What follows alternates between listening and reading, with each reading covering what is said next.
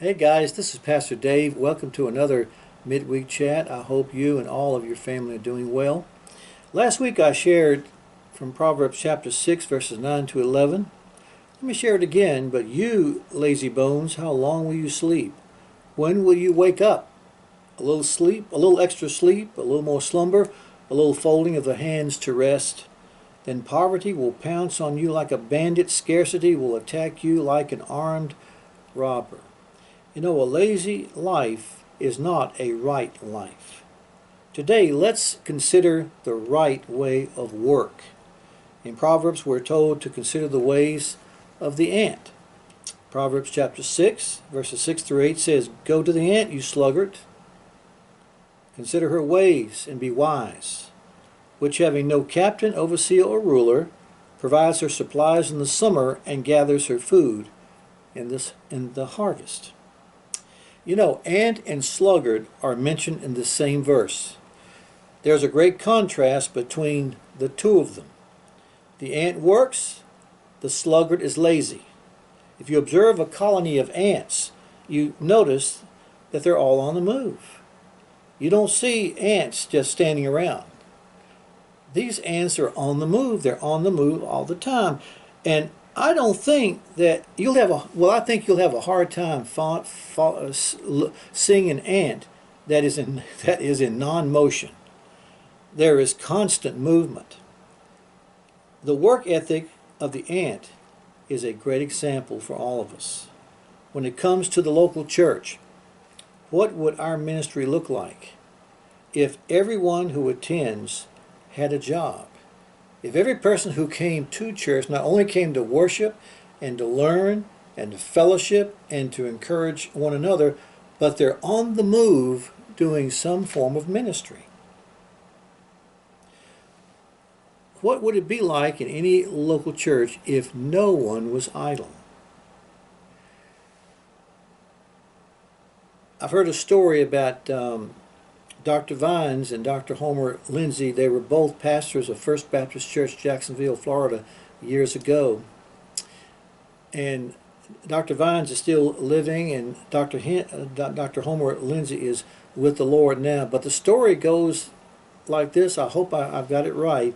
Dr. Vines invited Dr. Homer Lindsay to come and speak to his Sunday school teachers. And so Dr. Vines took him into the room. The teachers were there, and then Dr. Vines left the room, and when Dr. Vines came back, the room was empty with the exception of Dr. Lindsay. He was in there by himself, and the fact of the matter is that Dr. Lindsay had finished his talk with Dr. Vines' teachers.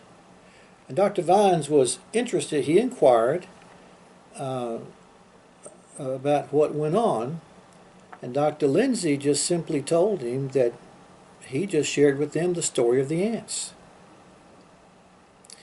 Every ant was on the move. Everyone did something. You know what's a fact, that whenever anyone that's a part of a local church has been given a responsibility, or they take ownership of a responsibility to serve in some capacity, that ups their faithfulness. That makes them more committed. That complements their spiritual growth. That advances their walk with the Lord. Work is the right way. Work is the right way. Working in the church is the right way to accelerate one's growth. But working in general, having a job, that's the right way to provide for our needs. Last week I shared with you 2 Thessalonians 3:10, which says, "For even when we were with you, this we commanded you, that if any would not work, neither should he eat." Notice the words, that if any would not work. There are certainly those in our society who cannot work, and they deserve some help. But the focus is not on those who cannot work. The focus is on those who are able to work but choose not to work. Paul addresses these individuals with these simple words: neither should he eat. No matter what your circumstances may be, no matter what circumstances may be dealt to you. If you are willing to work, there's a job for you. There's a way, especially in America right now with all these help wanted signs. Restaurants need help. I mean, there's all kinds of businesses that need help. Where there's a will, there's a way. Laziness is not the way. It's choosing to make your own way by working hard. Linda and I had not been married very long. We lived in our first little, I think it was called a terrace apartment, but really it was a basement apartment of a house. And it was very small. I think you had to turn sideways to go in the kitchen. And those were precious days. And I think I worked for a paint contractor. But on this certain day in Lynchburg, it snowed. And so we figured, or if my memory serves me right, we needed $18 a day to make it as a couple. $18 a day.